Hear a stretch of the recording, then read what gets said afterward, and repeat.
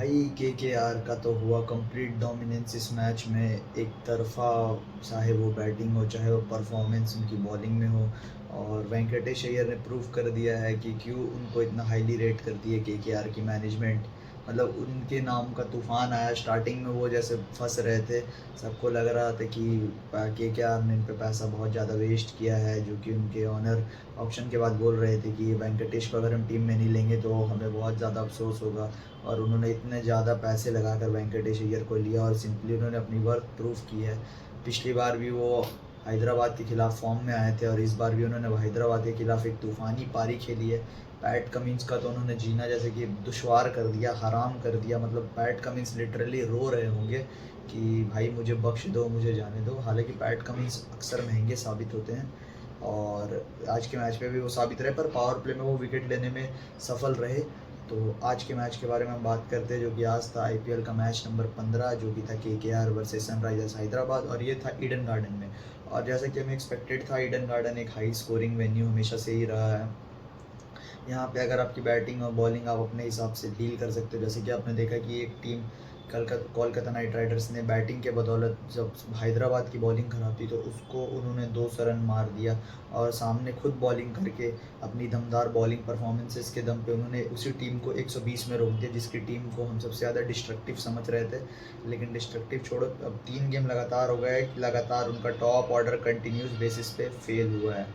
Continuous basis पे उनका top order fail हुआ है, जो कि बहुत बड़ी बात है एक टीम के लिए, जिनका मतलब कि ऑलराउंड हम कहते थे, जिन्होंने टी20 को रेवोल्यूनाइज किया है। मतलब टी20 का देखने का नज़रिया बदल दिया। पहले टी20 को आदमी 150 पे देखता था आज से 10 साल पहले, फिर 170 180 का गेम हुए, फिर कुछ टीमों ने 200 बनाया, जिनमें आरसीबी का नाम शामिल मैं रखना चाहूँगा, क्योंकि वो क्रिस गेल वाली आरसीबी की बात ही अलग थी। उसके बाद फिर ये टीम आई जिसने पिछले साल से कायदा ही पलट दिया कि 240 230 250 ये आपको देखना है टी20 का स्कोर। तो टॉस सबसे पहले होता है, टॉस पैट कमिंस जीतते हैं और टॉस पैट कमिंस जीतने के साथ बॉलिंग का फैसला करते हैं। अभिनव मनोवर इस टीम में अपनी जगह अब नहीं बना पाए, उनके जगह इस टीम में आए हैं श्रीलंका के बॉलर मेंडिस, कमेंडू मेंडिस उनका नाम है। और उनकी खासियत है कि वो बॉलिंग दोनों हाथ से फेंक सकते हैं, जी हाँ, लेफ्ट और राइट दोनों से। तो उनसे हालांकि उन्होंने एक विकेट भी लिया, लेकिन विकेट लेने के बावजूद कोई फ़ायदा नहीं हुआ, उनको एक ओवर से ज़्यादा पैट कमिंस में नहीं करा, पता नहीं क्यों। तो सबसे पहले पावर प्ले में ही कि क्विंटन डिकॉक पुल मारने जाते हैं और पैट कमिंस का शिकार हो जाते हैं, जो कि बहुत अनफॉर्चुनेट था क्योंकि वो अच्छे फॉर्म में थे।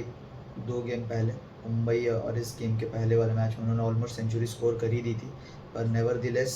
और उसके बाद फिर सुनील नारायण भी अपना विकेट शमी के हाथों गंवा देते हैं। और लग रहा था एक टाइम पे पावर प्ले में कि केकेआर की स्थिति थोड़ी नाजुक हो सकती है, पर कप्तान रहाणे ने बहुत अच्छा गेम खेला और बहुत अच्छी तरीके से पारी को संभाला।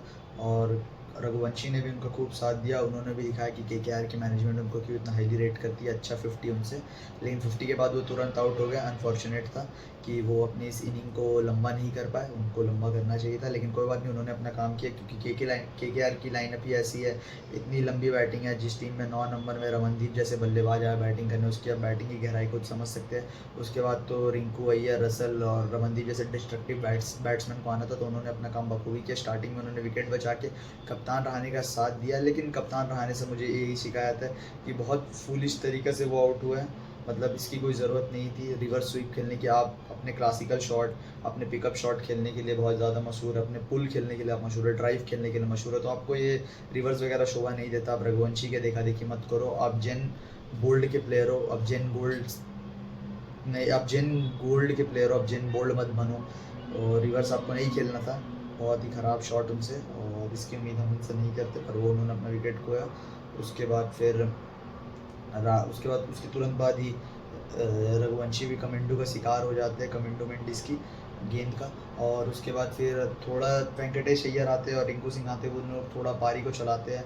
और लग रहा था कि वो स्टार्टिंग में थोड़ा फंस रहे हैं, लेकिन फिर जैसे ही उन्होंने पिच समझ में आई कि इस पिच पर ऐसे शॉट लगेंगे, उसके बाद उन्होंने जो किया, आखिरी के 5 ओवर में केकेआर ने 78 रन बनाया। जी हाँ, 122 पे 4 विकेट गिरा हुआ था शायद केकेआर का, हाँ 4 विकेट गिरा हुआ था 122 पे 15 ओवर के बाद। और उसके बाद जो उन्होंने अपनी कहर बरपाना शुरू किया है, बाप रे बाप, पैट कमिंस हो, हर्षल पटेल हो, सब बॉलर पर अटैक किया है। बहुत लिटरली रिंकू स्ट्राइक मांग रहे थे पर वेंकटेश अय्यर दे नहीं रहे थे, और फिर लास्ट ओवर में वो हर्षल का शिकार हो जाते हैं। और इसी तरह से उसके बाद हर्षल ज़्यादा रन खर्चते नहीं है, वो इस चीज़ में काफ़ी ज़्यादा एक्सपीरियंस है। और फिर पारी यहाँ पे 200 पे केकेआर का स्कोर 6 हो जाता है, क्योंकि लास्ट बॉल रन आउट हो जाते हैं अंडर रसल, वो क्रीज पे देरी से पहुँचते, तब तक क्लार्सन उनको स्टंप कर देते हैं। उसके बाद होना क्या था, आती है कि हैदराबाद की बैटिंग की बारी, और ट्रेविस हेड ने पहली बॉल पे चौका लगा के जैसे हमें दिया कि संदेश की आज ये टारगेट बहुत आसानी से चेज हो जाएगा, लेकिन दूसरी बॉल पे वैभव अरोरा ने उनको एक गेंद कराई, बहुत सुंदर डिलीवरी, और ट्रेविस हेड ने शॉट मारा और हर्षित राणा ने बहुत अच्छा कैच पकड़ा। और मेरे को लग रहा था कि आज का दिन अभिषेक शर्मा का होगा, लेकिन अभिषेक शर्मा भी स्लोअर गेंद पे शिकार हो गए हर्षित राणा का, और स्लिप पे वेंकटेश अय्यर की एक बहुत अच्छी कैच। और उम्मीद नहीं थी कि हैदराबाद के बैट्समैन ऐसे करेंगे, लेकिन ईशान किशन का विकेट बहुत ज़्यादा अनफॉर्चुनेट है, क्योंकि उन्होंने बहुत अच्छी शॉट खेली थी, लेकिन अजिंक्य रहाणे जैसे कि हम जानते हैं इंडिया के टॉप 10 फील्डर्स में हमेशा आएंगे, क्योंकि वो बहुत अच्छे फील्डर है। उन्होंने बहुत अच्छा एक कैच पकड़ा लपक के। तो उसके बाद फिर पावर प्ले में 3 विकेट गिर जाती है, तो रेड्डी और कमिंडू मेंडिस को थोड़ा संभल के खेलना ही पड़ता है एट दी एंड। और पावर प्ले में 6 के भी रन रेट नहीं रहती है, और 3 विकेट पे 33 रन का स्कोर रहता है पावर प्ले में। उसके बाद पावर प्ले के अगले ही ओवर में रसल को बुलाया जाता है, और वो स्टार्टिंग में बाउंड्री खाते हैं कमिंडो मेंडिस से और इससे। और हालांकि पावर प्ले के आखिरी ओवर में वैभव अरोरा एक और विकेट मेडन आया इस आईपीएल में, दूसरा विकेट मेडन था, और 2 विकेट वो ले लेते हैं। हालांकि कमिंडो मेंडिस का वो कैच छोड़ देते हैं, बहुत आसान सा कैच रसल, ये बताना मैं भूल गया था। उसके बाद रसल आते हैं और नीतीश भी कुछ शॉट खेल के अपने आप को बैक करते हैं, लेकिन तब तक वो रसल की गेंद पे कैच थमा देते हैं सुनील नारायण को। तो उनका भी फॉर्म काफ़ी ज़्यादा ख़राब चल रहा है, और सनराइज़र्स हैदराबाद का ये तीसरा गेम है लगातार जब उनका टॉप ऑर्डर फेल हुआ है। वो टॉप ऑर्डर जिसने दहशत मचाई थी, और उनके यूट्यूब चैनल्स इंस्टाग्राम पे हमेशा फैंस बोल थे अब की बार 300 पार 300 पार 300 पार, छोड़ो ये 200 पार भी पहला गेम इन्होंने किया।